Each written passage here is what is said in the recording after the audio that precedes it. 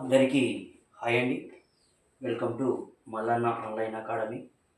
అయితే మనం వ్యాధులు ప్రాథమిక అంశాలు అనే అంశాన్ని మనం తీసుకోవడం జరిగింది సార్. ఈ వ్యాధులు అనేటువంటి నీటి ద్వారా వ్యాపించేటువంటి వ్యాధులు, అదేవిధంగా అదేవిధంగా గాలి ద్వారా వ్యాపించేటువంటి వ్యాధుల గురించి మనం నేర్చుకుంటున్నాం సార్. అయితే నీటి ద్వారా ఎటువంటి వ్యాధులు వస్తున్నాయి, తర్వాత గాలి ద్వారా ఎటువంటి వ్యాధులు వస్తున్నాయి, ఈగల ద్వారా, దోమల ద్వారా అంటు వ్యాధులు ఏ విధంగా రావడం అనేది మనం చూడడం జరుగుతుంది సార్. అయితే ఇప్పుడు ఉష్ణమండల వ్యాధులు సార్.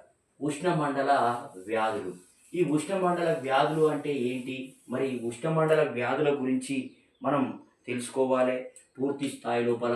మరి ఉష్ణమండల వ్యాధులు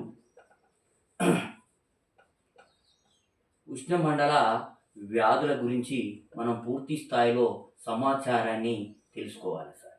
ప్రతి మనిషి ఆరోగ్యంగా ఉండాలంటే అతని యొక్క అవయవాలు పూర్తి స్థాయిలో సక్రమంగా, అతని యొక్క శరీర విధులు పూర్తి స్థాయిలో సక్రమంగా జరిగినప్పుడు అతను ఆరోగ్యంగా ఉన్నాడు అని మనం తెలుసుకోవచ్చు సార్. మరి ఆరోగ్యంగా ఉండడానికి కారణాలు ఏంటి అని అంటే సంతులితమైనటువంటి ఆహారాన్ని తీసుకోవడం, మంచి ఆహారాన్ని తీసుకోవడం, తర్వాత క్రమబద్ధమైనటువంటి వ్యాయామం, క్రమబద్ధమైన క్రమబద్ధమైన వ్యాయామం క్రమబద్ధమైన వ్యాయామం చేయడం అంటే ఎక్సర్సైజ్ చేయాలి, తర్వాత మంచి ఆహారాన్ని తీసుకోవాలి, తర్వాత పరిశుభ్రమైనటువంటి గాలిని పీల్చుకోవాలి, పరిశుభ్రమైనటువంటి పరిశుభ్రమైన గాలిని పీల్చుకోవాలి సార్. గాలిని పీల్చుకోవాలి, పరిశుభ్రమైన గాలిని పీల్చుకోవాలి సార్. ఇలా పీల్చుకున్నప్పుడు ఏమవుతుంది అని అంటే మానవునికి ఎటువంటి వ్యాధులు రాకుండా ఉంటుంది సార్. అయితే సక్రమంగా పనిచేసేటువంటి విధులను శరీరం పనిచేయాలంటే సక్రమంగా శరీరం విధులను తాత్కాలికంగా కానీ తర్వాత శాశ్వతంగా కానీ పనిచేయకుండా అంటే కల్లోలపరిచేటువంటి పరిస్థితిని ఏమంటాం సార్ అనంటే వ్యాధి అని పిలవడం జరుగుతుంది సార్. అంటే ఈ వ్యాధి అనంటే, డిసీజ్ అనంటే ఏంటి అని చూసినట్లయితే మన శరీర విధులు సక్రమంగా పనిచేయకపోవడం వలన ఆ శరీరానికి అంతరాయం కలిగేటువంటి స్థితినే మనం వ్యాధిగా, డిసీజ్గా మనం చూస్తున్నాం సార్. ఓకే, డిసీజ్ అని పిలవడం జరుగుతుంది సార్. Okay, right. తర్వాత ఏంటి మరి ఈ శాశ్వతమైనటువంటి పరిస్థితి రావడం లేదా తాత్కాలిక పరిస్థితి రావడానికి కారణాన్ని మనం ఏమంటున్నామనంటే మన శరీర విధులను సక్రమంగా పనిచేయకపోవడం వలన వచ్చేటువంటి పరిస్థితిని వ్యాధి లేదా డిసీజ్ అని పిలిచినాం. మరి దీనికి ఏం కావాలి, ఈ వ్యాధి రావడానికి కారణం, అంతరాయం కలిగించడానికి కారణం ఏంటి అనంటే సూక్ష్మ జీవులై ఉండొచ్చు సార్. వ్యాధి జనక జీవులు జీవులయ్యి ఉండొచ్చు. వ్యాధి జనక జీవులయ్యి ఉండొచ్చు సార్. కాబట్టి సూక్ష్మజీవులు లేదా వ్యాధి జనక జీవులు ఏం చేస్తాయనంటే మన దేహంలోనికి ప్రవేశించినప్పుడు శరీరంలోకి లేదా దేహంలోకి ప్రవేశించినప్పుడు మన దేహానికి అంతరాయం కలుగుతుంది. ఏంటి, శ్వాస వ్యవస్థకు అంతరాయం కలుగుతుంది, విసర్జన వ్యవస్థకు అంతరాయం కలుగుతుంది, ప్రత్యుత్పత్తి వ్యవస్థకు అంతరాయం కలుగుతుంది. తర్వాత మనం రకరకాల అవయవాలు మనకు ఉన్నాయి కాబట్టి ఆ అవయవాలకు అంతరాయం జరిగేటువంటి అవకాశం ఉంది. దానినే మనం ఏమంటామంటే వ్యాధి అని పిలవడం. వ్యాధి జనక జీవులు, ఈ వ్యాధికి కారణమైనటువంటి ఏవి అనంటే వ్యాధి జనక జీవులు అని మనం పూర్తి స్థాయిలో చెప్పుకోవచ్చు సార్. మరి ఆ వ్యక్తి అస్వస్థతకు అయ్యేటువంటి వ్యవధిలో అనేక దశలు ఉంటాయి సార్. ఒక వ్యాధి వచ్చినప్పుడు మరి ఏ విధంగా వచ్చింది, దాంట్లో ఉన్నటువంటి వ్యాధులు, వ్యాధి మరియు దాని యొక్క దశలు సార్ ఏ పద్ధతి లోపల జరుగుతుంది. వ్యాధి అనేది వచ్చినప్పుడు దాని లోపల ఏముంటాయంటే 4 దశలు కనిపిస్తాయి సార్. ఆ 4 దశలు ఏవి అని మనం చూసినట్లయితే, ఒకటి సంక్రమణ దశ సార్. సంక్రమణ దశ, సంక్రమణ దశ అంటే ఈ సంక్రమణ దశ లోపల ఏం చేస్తాయి సార్ అని అంటే, వ్యాధి జనక జీవులు మానవ దేహంలోనికి లేదా జంతువు యొక్క దేహంలోనికి పూర్తి స్థాయిలో ఎంట్రీ ప్రవేశించినప్పుడు దీనినే మనం ఏమంటామనంటే సంక్రమణ దశ, సంక్రమణ దశ అని పిలవడం జరుగుతుంది సార్. మరి రెండవ దశ ఏంటి అంటే పొదిగే కాలం సార్. పొదిగే కాలం.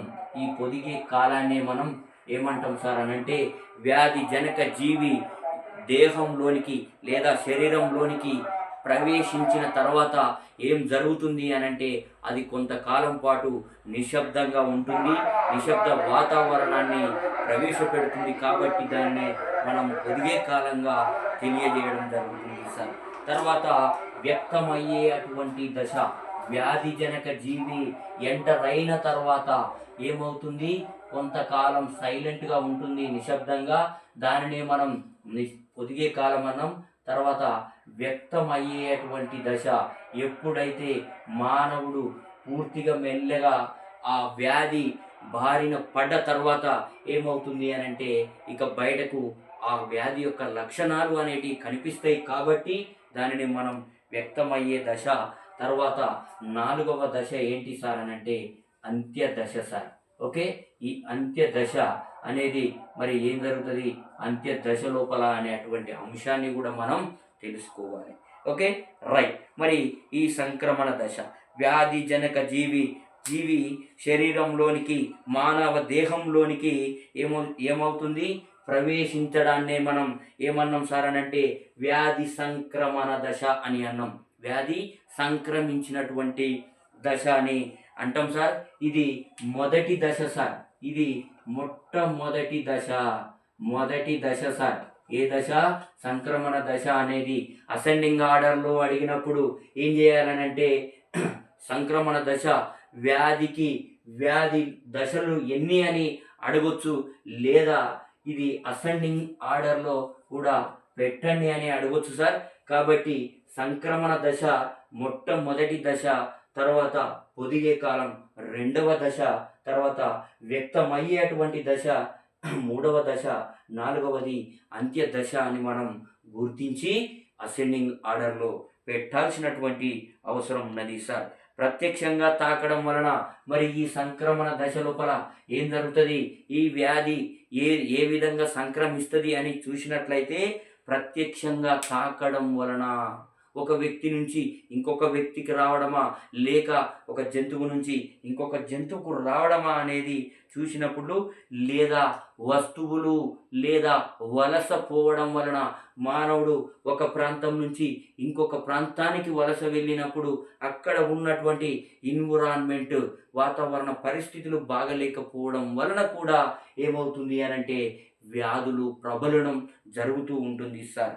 కాబట్టి ఈ సాంక్రమిక వస్తువులను తాకినప్పుడు ఏదైనా వైరస్ కానీ బ్యాక్టీరియా కానీ ఆ వస్తువులకు ఉన్నట్లయితే, వాటిని మనం ప్రత్యక్షంగా తాకినట్లయితే దానిని ఏమవుతుంది అనంటే అప్పుడు ఆ వ్యాధి అనేది ఆ జంతువుకు లేదా మానవునికి వస్తుంది. కాబట్టి దాన్ని మనం ఏమనాలి సారు అనంటే సంక్రమణ దశ అని చెప్పుకోవాలి. Okay, right. మరి ఈ ఆహారాన్ని తాగడం వలన రావచ్చు, నీటిని తాగడం వలన రావచ్చు, గాలిని పీల్చడం వలన కూడా రావచ్చు. Okay, right. ఈగలు, ఎలుకల వంటి జంతువుల ద్వారా కూడా మరి ఈ సంక్రమణ దశలో పార్టిసిపేట్ అయ్యేటి ఏవంటే ఈగలు, అదేవిధంగా దోమలు, అదేవిధంగా ఏంటి అంటే ఎలుకలు కూడా ఇవి ఏం చేస్తాయనంటే వ్యాధి సంక్రమణ దశలో పార్టిసిపేట్ చేయడం జరుగుతూ ఉంటుంది సార్. ఓకే, వ్యాధి జనక జీవి మానవ శరీరంలో ప్రవేశించక ముందు ఉండేటువంటి ఆవాసమును సాంక్రమిక కారక ఆశ్రయం అని పిలుస్తాం సార్. వ్యాధి జనక జీవి అనేది దేహంలోనికి ప్రవేశించక ముందు ఉండే అటువంటి ఆవాసాన్ని, నివాసాన్నే మనం ఏమంటామంటే సాంక్రమిక కారక ఆశ్రయం అని పిలుస్తాం సార్. సాంక్రమిక సాంక్రమిక కారక సాంక్రమిక కారక ఆశ్రయం ఆశ్రయం అని పిలవడం జరుగుతూ ఉంటుంది సార్. Okay, right. ఎప్పుడైతే వ్యాధిజనక జీవులు దేహంలోనికి ప్రవేశించవో అటువంటి దానినే మనం ఏమంటామంటే సాంక్రమిక సాంక్రమిక కారక ఆశ్రయం అని పిలుస్తూ ఉంటాం సార్. Okay, right. ఆశ్రయాలు కూడా 3 రకాలు సార్. ఈ ఆశ్రయాలు ఏ విధంగా ఉంటాయి? మరి జనక జీవులకు ఏం చేయాలి? ఆశ్రయాన్ని కల్పించాలి. కాబట్టి అవి కూడా 3 రకాలు సార్. ఈ ఆశ్రయాలు కూడా 3 రకాలు. అవి ఏంటి మరి? అవి ఏంటి అని మనం చూసినట్లయితే ఒకటి మానవ ఆశ్రయాలు సార్. ఒకటి మానవ ఆశ్రయాలు, మానవ ఆశ్రయాలు. రెండోది, ఓకే రైట్, రెండోది ఏంటి అనంటే జంతు ఆశ్రయాలు సార్. జంతు ఆశ్రయాలు. ఒకటి మానవ ఆశ్రయం అయితే రెండోది జంతువులు కూడా ఆశ్రయాలు ఉంటాయి. తర్వాత మూడవది ఏంటి అంటే నిర్జీవ పదార్థపు ఆశ్రయాలు సార్. నిర్జీవ పదార్థపు ఆశ్రయాలు అంటే ఒక పదార్థానికి ప్రాణం ఉండదు, మరి అది ఏ విధంగా నిర్జీవం అంటే జీవం లేనటువంటి వస్తువు. కాబట్టి ఇవి కూడా ఆశ్రయాలుగా పనిచేస్తాయి. ఏ విధంగా ఆశ్రయాలుగా పనిచేస్తాయి? కాబట్టి ఇవి నిర్జీవ పదార్థపు ఆశ్రయాలని చెప్పుకోవచ్చు సార్. వ్యాధిజనక జీవులు అత్యధిక సంఖ్యలో ఉంటూ వ్యాధిజనక జీవులు ఏం చేస్తాయి అనంటే అత్యధిక సంఖ్యలో ఉండి ఏ విధమైన అస్వస్థత కలగకుండా, ఏ విధమైనటువంటి అస్వస్థత వ్యాధి కలగకుండా ఉండే అటువంటి ఆశ్రమ జీవులను ఏమంటామంటే వాహక జీవులు అని అంటాం. ఒక జీవిలోనికి ఏమైనాయి? సూక్ష్మ జీవులు అనేటివి ప్రవేశించినాయి. సూక్ష్మజీవులు ప్రవేశించినాయి, కానీ ఆ జీవికి మాత్రం ఏమీ కాదు. దానినే మనం ఏమంటామని అంటే దానినే వాహక జీవి అని పిలుస్తాం సార్. వాహక జీవులు అని పిలవడం జరుగుతుంది. వీటికి ఎటువంటి వ్యాధులు ప్రబలవు, ఈ వ్యాధికి గురి కావు. వాహక జీవులు ఒక వ్యక్తి నుంచి ఇంకొక వ్యక్తికి ఏం చేస్తాయి అనంటే వ్యాధిని సంక్రమింప చేస్తాయి. కాబట్టి వాటిని మనం వాహక జీవులుగా చెప్పుకోవచ్చు సార్. Okay right. వ్యాధి జనక జీవి వాటి ఆశ్రయ జీవులలో వ్యాధిని కలిగించవచ్చు సార్, లేక కలిగించకపోవచ్చు. వ్యాధి జనక జీవి ఆశ్రయ జీవి లోపల వ్యాధిని కలిగించవచ్చు లేదా కలిగించకపోవచ్చు. తర్వాత ప్లేగు కలిగించేటువంటి బ్యాక్టీరియాలకు ప్లేగు వ్యాధి, ఒకప్పుడు ప్లేగు వ్యాధి అనేది మన భారతదేశంలో ఎక్కువగా రావడం జరిగింది సార్. కాబట్టి ఈ ప్లేగు వ్యాధిని కలిగించేటువంటి బ్యాక్టీరియాలు ఓకే రైట్. ఎలుకలు ఎల్లో జ్వరం కలిగించేటువంటి వాటికి కోతులు, తర్వాత మలేరియా జ్వరానికి దోమలు, హెపటైటిస్ కలిగించేటువంటి బ్యాక్టీరియాలకు హెపటైటిస్ వంటి వైరస్ జ్వరానికి ఏమవుతున్నాయి సార్ అనంటే వాహకాలుగా మానవులు వ్యవహరిస్తున్నారు సార్. ఎలుకలు ఏం చేస్తాయి? ఎలుకలు ప్లేగు వ్యాధి సార్. ఎలుకలు ప్లేగు వ్యాధిని వ్యాప్తి చేయడంలో ఉపయోగపడతాయి. మరి దోమలు ఏం చేస్తాయి సార్? దోమలు ఏం చేస్తాయి అనంటే మలేరియాను వ్యాప్తి చేయడంలో ఇవి వాహకాలుగా పనిచేస్తాయి. తర్వాత ఎల్లో జ్వరం సార్. పచ్చ జ్వరం, ఎల్లో జ్వరానికి మరి వాహకాలు ఏవి సార్ అనంటే ఎల్లో జ్వరానికి కోతులు సార్. ఈ కోతులు అనేటివి ఏం చేస్తాయి? వాహకాలుగా పనిచేస్తూ ఉంటాయి. తర్వాత ఏంటి అనంటే hepatitis sir. Hepatitis jaundice sir. Hepatitis వ్యాధికి మరి వాహకాలు ఎవరు అని చూసినట్లయితే మానవులు సార్. మానవులు. ఎలుకలైతే ప్లేగు వ్యాధి, దోమలైతే మలేరియా, ఎల్లో జ్వరానికైతే కోతులు, హెపటైటిస్కి అయితే మానవులు వాహకాలుగా ఉండడం జరుగుతూ ఉంటుంది.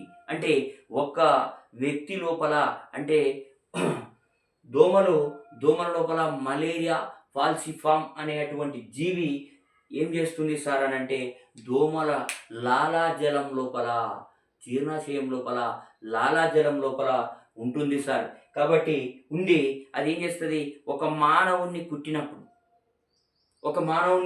కుట్టినప్పుడు ఆ మానవునికి ఏమవుతుంది అనంటే ఆ జ్వరం ద్వారా ఈ మలేరియా పాల్సిఫారం అనేటువంటి జీవి ఏం చేస్తుంది, ఆ వ్యక్తికి ఎంటర్ అయ్యి ఇక అతనికి మలేరియా వ్యాధి రావడం జరుగుతుంది సార్. Okay, right. అంటే దోమలు ఏం చేస్తున్నాయి, వాహకాలుగా పనిచేస్తున్నాయి. కానీ దోమకు మాత్రం ఆ మలేరియా జ్వరం అనేది రాదు సార్. Okay, right. ఇది ఈ విధంగా వాహకాలు ఉంటాయి. రోగకారక ఆశ్రయం నుండి అతిదేయి రోగకారక ఆశ్రయం నుండి అతిదేయి దగ్గరకు రవాణా చేసే పద్ధతిని వ్యాధి వ్యాప్తి అని అంటారు సార్. ఒక వ్యక్తికి ఏమైంది అనంటే ఇతనికి ఫర్ ఎగ్జాంపుల్ ఏమైంది, ప్లేగు వ్యాధి రావడం జరిగింది. ఈ ప్లేగు వ్యాధి వస్తే ఈ ప్రాంతం నుంచి ఎలుకలు ఏం చేస్తాయనంటే ఇంకొక వ్యక్తికి ఇంకొక ప్రాంతంలో నివసించేటువంటి జనాభాకు రావాలంటే ఎలుకలు ఏం చేస్తాయి, ఎలుకలు మెల్లగా ఈ ప్లేగు వ్యాధి బ్యాక్టీరియాను తీసుకెళ్ళి అక్కడ ప్రబలింపజేస్తాయి. కాబట్టి ఇక దీనినే ఈ పద్ధతినే మనం ఏమంటామనంటే వ్యాధి వ్యాప్తి అని అంటాం. అంటే ఒక వ్యక్తికి వచ్చినటువంటి మలేరియా జ్వరం, ఆ మలేరియా జ్వరాన్ని వచ్చినటువంటి వ్యక్తిని దోమ కుట్టినప్పుడు దోమ ఏం చేస్తుంది, కుడుతుంది. కుట్టగానే అతని రక్తం లోపల ఉన్నటువంటి మలేరియాను కలిగించే అటువంటి జీవి అతని రక్తంలో ఉంది కాబట్టి దోమ కుట్టగానే దోమ యొక్క నోటిలోనికి లాలాజలంలోనికి వచ్చేస్తుంది. లాలాజలంలో నిక్షిప్తం అవుతుంది. ఇతర మానవుణ్ణి అదే దోమ కుట్టినప్పుడు మరొక మానవుణ్ణి ఈ మలేరియా కలిగినటువంటి మలేరియా జీవి ఉన్నటువంటి దోమ కుట్టినప్పుడు ఏమవుతుంది అనంటే ఇక ఆ వ్యక్తికి మలేరియా వ్యాధి రావడం జరుగుతుంది. కాబట్టి మలేరియా వ్యాధి రావడం జరుగుతుంది. కాబట్టి దీనినే మనం ఏమంటున్నాం సార్ అని అంటే వ్యాధి వ్యాప్తి సార్. ఈ వ్యాధి ఏ విధంగా వ్యాప్తి అవుతుంది, ఒక వ్యక్తికి ఉన్నటువంటి వ్యాధి రెండో వ్యక్తికి రావడానికి కారకాలైనటువంటి దోమలు, ఎలుకలు, తర్వాత ఈ మానవులు, కోతులు ఏం చేస్తున్నాయనంటే ఇంకొక ప్రాంతానికి ఇంకొక వ్యక్తికి వ్యాప్తి చేయడంలో తోడ్పడుతున్నాయి. కాబట్టి ఈ పరిస్థితినే మనం వ్యాధి వ్యాప్తి అని చెప్పడం జరుగుతూ ఉంటుంది సార్. ఓకే, మరి ప్రత్యక్ష తాకిడి సార్. ప్రత్యక్ష తాకిడి అనంటే చర్మము సార్. ఓకే, మానవుని యొక్క చర్మం, కంటి వ్యాధులు, చర్మ వ్యాధులు కావచ్చు, కంటి వ్యాధులు కావచ్చు, తర్వాత ప్రత్యక్షంగా శరీర తాకిడి ద్వారా వ్యాప్తి చెందుతూ ఉంటాయి సార్. ఒక వ్యక్తికి సోరియాసిస్ ఉన్నట్లయితే, ఒక వ్యక్తికి తామర ఉన్నట్లయితే ఆ వ్యక్తిని తాకడం వలన ఏమవుతుంది, రెండో వ్యక్తికి రావడం అనేది జరుగుతూ ఉంటుంది. Okay, right. తర్వాత ధనుర్వాతం కలిగజేసే బ్యాక్టీరియాలు నేల నుండి గాయం ద్వారా శరీరంలోనికి వచ్చేస్తాయి సార్. ధనుర్వాతం ఎప్పుడైతే కలిగించేటువంటి బ్యాక్టీరియాలు ఎక్కడ ఉంటాయి సార్ అని అంటే మట్టి లోపల ఉంటాయి. మట్టి లోపల, భూమి లోపల మట్టిలో ఉంటాయి. ఒక వ్యక్తికి గాయమైనటువంటి వ్యక్తి ఆ మట్టిలో నిలుచున్నా, ఆ మట్టిని తాకినా ఏమవుతుంది అనంటే ధనుర్వాతం అనేది ఆ వ్యక్తికి గాయం అయి ఉన్నాడు కాబట్టి ఆ గాయంలోనికి ప్రవేశించి అతనికి కూడా ధనుర్వాతం రావడం అనేది జరుగుతూ ఉంటుంది సార్. Okay, right. తర్వాత గవద బిళ్ళలు, తర్వాత ఫ్లూ జ్వరం, ఆటలమ్మ, తట్టు సార్, పడిశం, కోరింత దగ్గు సార్, క్షయ మొదలైనటువంటి వ్యాధులు ఏం చేస్తాయి అనంటే సూక్ష్మ బిందువుల ద్వారా సంక్రమణ చెందుతాయి. ఒక వ్యక్తి మాట్లాడినప్పుడు అతని నోటి తుంపర ద్వారా ఏమవుతుంది అనంటే తుంపర ద్వారా ఇతర వ్యక్తులకు గవద బిళ్ళలు కానీ, ఆటలమ్మ కానీ, తర్వాత కోరింత దగ్గు, క్షయ వ్యాధి లాంటి టీబీ వ్యాధి లాంటి వ్యాధులు ఏమవుతుంది అంటే ఇతర వ్యక్తులకు వ్యాప్తి కావడం అనేది జరుగుతూ ఉంటుంది అన్నమాట. అయితే ఓకే సార్, రైట్. ఫ్లూ జ్వరం సార్, ఫ్లూ జ్వరం. టీబీ వ్యాధి సార్, ఫ్లూ జ్వరం సార్, ఫ్లూ జ్వరం,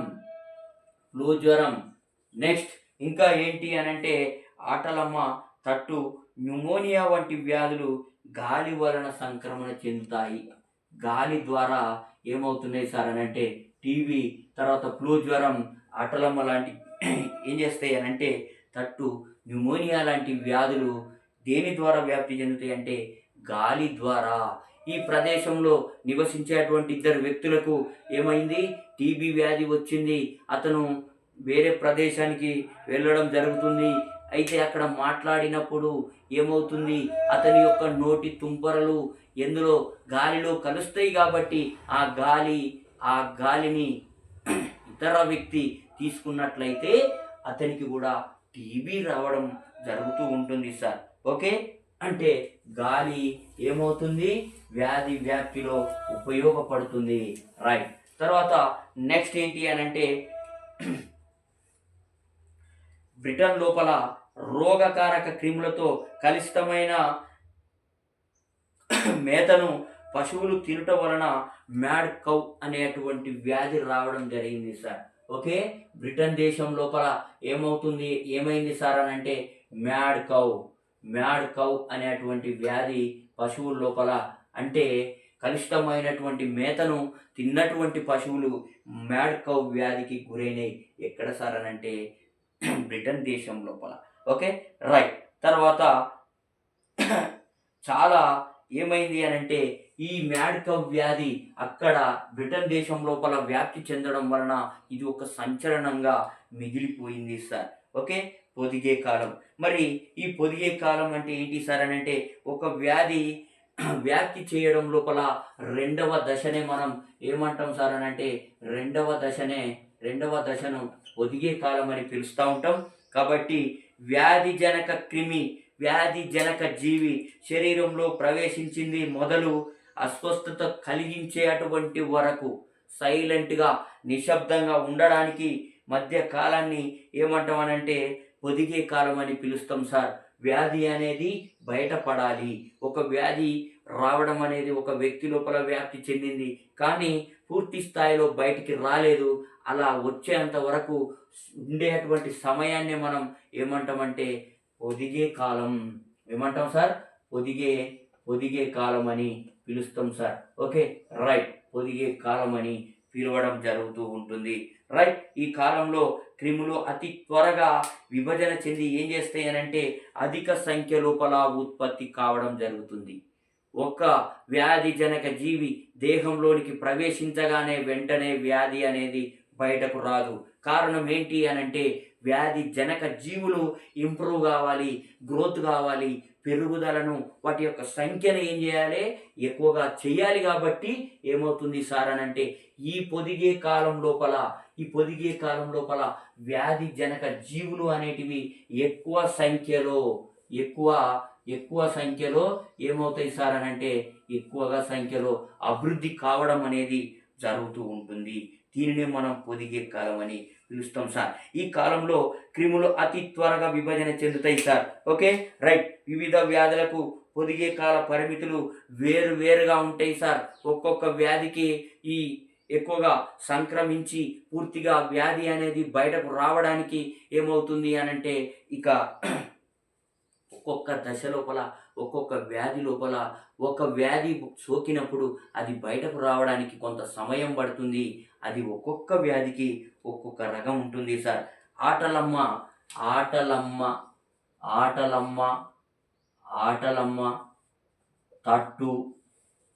తట్టు సార్, తట్టు వ్యాధి. రైట్. ఇంకా ఏంటి అనంటే గవద బిళ్ళలు సార్, గవద బిళ్ళలు. ఈ 3 వ్యాధులు రావడానికి కనీసం ఎన్ని రోజులు పడుతుంది సార్ అనంటే 10 రోజుల నుండి 3 వారాల వరకు, 3 వీక్స్ వరకు ఏమవుతుంది సార్ అనంటే బయటకు రాదు. వ్యాధి జనక జీవి ఆటలమ్మకు సంబంధించిన తట్టుకు సంబంధించిన గవద బిళ్ళలకు సంబంధించినటువంటి జీవులు ఏమవుతాయి అని అంటే ఒక వ్యక్తి యొక్క దేహంలోనికి ప్రవేశించగానే వ్యాధి యొక్క లక్షణాలు బయటపడకుండా ఉండడానికి ఎంత కాలం పడుతుంది అని అంటే 10 నుంచి 3 వారాల సమయం పడుతుంది సార్. Okay, right. తర్వాత హెపటైటిస్ సార్. ఈ హెపటైటిస్ అనేటువంటి వ్యాధి ఎంత కాలం పడుతుంది సార్ అని అంటే ఈ వ్యాధి బయటకు రావడానికి ఎన్ని రోజుల సమయం పడుతుంది?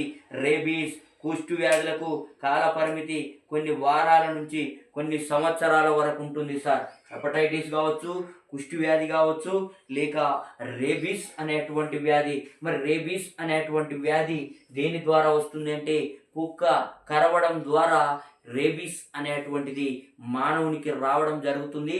కోతులు కరవడం ద్వారా రేబీస్ వ్యాధి రావడం జరుగుతుంది. మరి ఈ రేబీస్ కానీ, హెపటైటిస్ కానీ, కుష్టు వ్యాధి కానీ ఈ ఒక వ్యక్తికి పూర్తి స్థాయిలో బయటకు రావాలంటే ఎన్ని రోజుల సమయం పడుతుంది సార్ అని అంటే కొన్ని వారాల నుంచి కొన్ని సంవత్సరాల వరకు కూడా పడుతూ ఉంటుంది సార్. Okay, right. అతి నిద్ర వ్యాధి సార్. అతి నిద్ర వ్యాధి పొదిగే కాలం ఎంతుంటే అంటే 20 నుంచి 30 సంవత్సరాలు. ఒకవేళ అతి నిద్ర వ్యాధికి గురయ్యాడు, అతి నిద్ర వ్యాధికి గురయ్యాడు ఒక వ్యక్తి. మరి ఈ వ్యాధి అతనికి అతి నిద్ర వ్యాధి రావడం జరిగింది అని అంటే ఎన్ని సంవత్సరాలు అని అంటే 20 నుంచి 30 సంవత్సరాల కాలం పట్టుతూ ఉంటుంది సార్. Okay, right. ఇతను ఎప్పుడు నిద్రపోతూనే ఉంటాడు సార్. Okay, right. తర్వాత ఏంటి అని అంటే ఇది తట్టు, పొంగు లేదా మీజిల్స్ వంటి వ్యాధులు బయటకు రావడానికి పొదిగే కాలం ఎంత సార్ అని అంటే తట్టు వ్యాధి రావడానికి తట్టు వ్యాధి రావడానికి ఎంత కాలం పడుతుంది సార్ అని అంటే 10 నుంచి 12 రోజులు సార్. Okay, right. తర్వాత గవద బిళ్ళలు సార్. రోజులు గవద బిళ్ళలు సార్. గవద బిళ్ళలు సార్. గవద బిళ్ళలు వ్యాధి రావడానికి మరి ఎంతకాలం పడుతుంది సార్ అని అంటే 2 నుంచి 3 వారాలు సార్. 3 వారాల టైం పడుతుంది సార్. ఓకే, ఆటలమ్మ అనేటువంటి వ్యాధి బయటకు కనిపించడానికి ఎంతకాలం పడుతుంది అంటే 14 నుంచి 16 రోజులు సార్ పట్టేటువంటి అవకాశం ఉంది. తర్వాత మెదడు వ్యాపు సార్. మెదడు వాపు అనేటువంటి వ్యాధి రావడానికి మరి ఎంత సమయం పడుతుంది సార్ అని అంటే 5 నుంచి 15 రోజులు సార్. 5 నుంచి 15 రోజులు, రైట్. తర్వాత ఎయిడ్స్ వ్యాధి సార్. ఎయిడ్స్ వ్యాధి. ఓకే, ఈ ఎయిడ్స్ వ్యాధి కూడా రావడానికి ఎన్ని రోజుల సమయం పడుతుంది అని అంటే 8 నుంచి 10 సంవత్సరాలు సార్. సరే, ఇది 5 నుంచి 15 సంవత్సరాలు సార్ మెదడు వ్యాధి. తర్వాత ఏంటి అని అంటే ఎయిడ్స్ వ్యాధి రావడానికి కూడా ఎంత కాలం పడుతుంది అని మనం చూసినట్లయితే 8 నుంచి 10 సంవత్సరాలు సార్. 8 నుంచి 10 సంవత్సరాల కాలం పడుతుంది. అంటే ఇవంతా దీర్ఘకాల వ్యాధులు అన్నమాట. మెదడు వాపు వ్యాధి కానీ, తర్వాత ఎయిడ్స్ వ్యాధి కానీ దీర్ఘకాలమైనటువంటి పొదిగే కాలాన్ని కలిగి ఉండేటువంటి వ్యాధులు. తర్వాత డిప్తీరియా వ్యాధి సార్. డిప్తీరియా వ్యాధి రావడానికి మరి ఎన్ని రోజుల సమయం పడుతుంది అని చూసినట్లయితే 2 నుంచి 5 రోజులు సార్. 2 నుంచి 5 రోజుల కాలం అనేది పొదిగే కాలం కలిగి ఉంటుంది డిప్తీరియా వ్యాధి. తర్వాత కోరింత దగ్గు సార్. ఈ కోరింత దగ్గు కూడా రావడానికి మరి ఎన్ని రోజుల సమయం పడుతుంది అని అంటే 10 నుంచి 16 రోజుల సమయం. 10 నుంచి 16 రోజుల సమయం పడుతూ ఉంటుంది సార్. రైట్. తర్వాత ధనుర్వాతం సార్. ధనుర్వాతం రావడానికి మరి ఎన్ని రోజుల కాలం పడుతుంది, ఎన్ని రోజుల సమయం పడుతుంది? టెటానస్ రావడానికి అంటే 4 నుంచి 3 వారాలు సార్. 4 నుంచి 3 వారాల వరకు 4 రోజుల నుంచి 3 వారాల సమయం అనేది పట్టొచ్చు సార్. రైట్. తర్వాత అమీబియాసిస్ సార్. అమీబియాసిస్ అమీబియాసిస్ అనేటువంటి వ్యాధి రావడానికి మరి ఎన్ని రోజుల కాలం పడుతుంది సార్ అని అంటే ఒక వారం రోజులు, 1 వీక్ సార్. 1 వీక్ వరకు ఇది ఏమవుతుంది అని అంటే అమీబియాసిస్ అనేది వ్యాప్తి చెంది బయటకు వస్తుంది సార్. అతి నిద్ర వ్యాధి అతి నిద్ర వ్యాధి అతి నిద్ర వ్యాధి రావడానికి ఏమన్నాం మనం? 10 నుంచి 30 సంవత్సరాలని చెప్పుకుంటున్నాం. 10 నుంచి 30 సంవత్సరాలు. Okay, right. తర్వాత ఇంకా ఏంటి అని అంటే ఫైలేరియా లేదా బోధకాలు సార్. Okay, right. ఫైలేరియా లేదా బోధకాలు సార్. కొంతమందికి ఏమవుతుంది అని అంటే బోధకాలు అని అంటే మోచేతుల దగ్గర కానీ మోకాల దగ్గర కానీ లేదా పాదం దగ్గర ఏమవుతుంది అని అంటే కాలు మొత్తం వాపు అయి ఉంటుంది, వాచి ఉంటుంది. కాబట్టి దీనినే మనం ఫైలేరియా వ్యాధి అని అంటాం, బోధకాలు అని చెప్తాం సార్. కాబట్టి దీనికి ఎన్ని రోజుల సమయం పడుతుంటే 5 నుంచి 18 నెలల సమయం పడుతుంది సార్. 5 నుంచి 18 నెలల సమయం పడుతుంది. అంటే తట్టు వ్యాధి రావడానికి 10 నుంచి 12 రోజులు, గౌద పిల్లలు రావడానికి 2 నుంచి 3 వారాలు, ఆటలమ్మ 14 నుంచి 16 రోజులు, మెదడు వాపు 5 నుంచి 15 సంవత్సరాలు సార్. ఎయిడ్స్ వ్యాధి 8 నుంచి 10 సంవత్సరాలు. డిప్తీరియా వ్యాధి వ్యాప్తి చెందాలని అంటే ఏమవుతుంది అంటే 2 నుంచి 5 రోజులు. తర్వాత కోరింత దగ్గు ఎంత అంటే 10 నుంచి 16 రోజుల సమయం. ధనుర్వాతం 4 నుంచి 3 వారాల సమయం. అమీబియాసిస్ అయితే 1 వారం రోజులు. అతినిద్ర వ్యాధి అయితే 10 నుంచి 30 సంవత్సరాలు. ఫైలేరియా వ్యాధి అయితే ఏమవుతుంది 5 నుంచి 18 నెలల కాలం అనేది పడుతూ ఉంటుంది సార్. దీనినే మనం ఏమంటాం?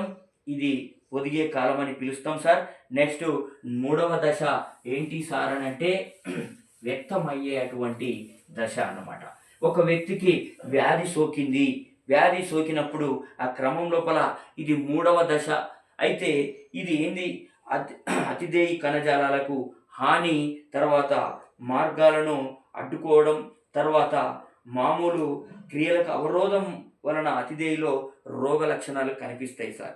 ఏమవుతుంది అని అంటే ఒక అతిదేయిలోనికి ప్రవేశించినప్పుడు ఆ అతిదేయికి వ్యాధి రావాలి. కాబట్టి అతని యొక్క కణజాలాలకు కానీ శరీర క్రియలకు కానీ శరీర ధర్మ క్రియలకు ఏమవుతుంది అని అంటే అవరోధం కలుగుతుంది ఆ సూక్ష్మజీవుల వలన. కాబట్టి దాన్నే మనం ఏమంటామంటే వ్యక్తమయ్యేటువంటి దశ అని అంటాం. వ్యాధి లక్షణాలు బయటకు వస్తూ ఉంటాయి సార్. దానినే మనం వ్యక్తమయ్యే దశ అని పిలుస్తాం. రోగ లక్షణాలను పరిశీలించి వైద్యులను సంప్రదించాలి. కాబట్టి వైద్యులు ఏం చేస్తారంటే ఆ క్యారెక్టర్స్ని, ఆ లక్షణాలని గుర్తించి వ్యాధిని నిర్ధారిస్తారు. అని అంటే ఇది మలేరియా వ్యాధా లేకపోతే ఏ వ్యాధి సోకింది అని చెప్తా ఉంటారు సార్. తర్వాత అంత్య దశ అంటే ఈ దశ లోపల ఏం జరుగుతుంది? వ్యాధి చివరి దశ సార్. ఇది వ్యాధి పద్ధతిలో తాత్కాలికంగానో లేక శాశ్వతంగానో పూర్తి స్థాయి లోపల ఆగిపోతుంది సార్. అంటే వ్యక్తమయ్యే దశ లోపల పూర్తి స్థాయిలో ఆ వ్యాధికి మనం ఏం చేస్తామనంటే వైద్యుని సంప్రదించి టెస్టుల ద్వారా మనం ఆ వ్యాధిని గుర్తించి తగినటువంటి వైద్య సదుపాయాన్ని తీసుకుంటాం. కాబట్టి అంత్య దశ లోపల ఏమవుతుంది అని అంటే పూర్తి స్థాయిలో ఆ వ్యాధి అనేది ఇక తగ్గిపోవడం అనేది జరుగుతూ ఉంటుంది సార్. ఓకే, అయితే ఈ అంతమగుటకు మరి ఈ వ్యాధి అనేది అంతమగుటకు 3 మార్గాలు ఉన్నాయి సార్. రోగిలోని వ్యాధి నిరోధక వ్యవస్థ వలన, రోగి లోపల ఇమ్యూనిటీ పవర్ సార్. ఇమ్యూనిటీ పవర్లో యాంటీబాడీస్ అనేటివి ఏం చేస్తాయనంటే ఆ సూక్ష్మజీవులను ఎదుర్కోవడం జరుగుతూ ఉంటుంది సార్. వైద్యులు ఇచ్చేటువంటి మందులను తీసుకోవాలి. డాక్టర్ని ఏం చేయాలి? సంప్రదించి మెడిసిన్ తీసుకోవాలి. తర్వాత రోగం వలన ఏమవుతుంది అని అంటే మరణించడం సార్. ఏ వ్యాధి బారిన పడ్డాడో ఆ వ్యాధి బారిన పడ్డటువంటి వ్యక్తి మరణిస్తే కూడా ఆ వ్యాధి అనేది అంతమైపోతూ ఉంటుంది సార్. వ్యాధి తగ్గిన వెంటనే రోగి స్వస్థత చెందడు సార్. ఓకే. ఏమవుతుంది? వ్యాధి తగ్గంగానే అతనికి సరైనటువంటి ఇమ్యూనిటీ పవర్ రాదు. ఓకే. రైట్. కాబట్టి ఆరోగ్య స్థితిగా రావడానికి కొంతకాలం పడుతుంది. ఈ కాల వ్యవధిని మనం పునరారోగ్య ప్రాప్తి వ్యవధి అని కూడా అంటాం సార్. ఎమ్మటే వ్యాధి తగ్గింది, అతని కెపాసిటీ పెరగదు. కాబట్టి పునరారోగ్య ప్రాప్తి వ్యవధి అని మనం పిలవడం జరుగుతుంది సార్. అంటే వ్యాధి ఏ విధంగా వస్తుంది, సంక్రమణ దశ, తర్వాత పొదిగే కాలం, తర్వాత ఏంటి వ్యక్తమయ్యేటువంటి దశ, తర్వాత మనం నేర్చుకున్నటువంటిది ఏంటి అనంటే అంత్య దశ అని వ్యాధి యొక్క లక్షణాలను ఎన్ని రకాలుగా మనం ఆ వ్యాధి ఏ 4 దశల లోపల ప్రబలుతుంది అని మనం తెలుసుకోవడం జరిగింది. ఓకే. మన ఛానల్ని షేర్ చేయండి, తర్వాత లైక్ చేయండి, షేర్ చేయండి, సబ్స్క్రైబ్ చేయండి. జై హింద్.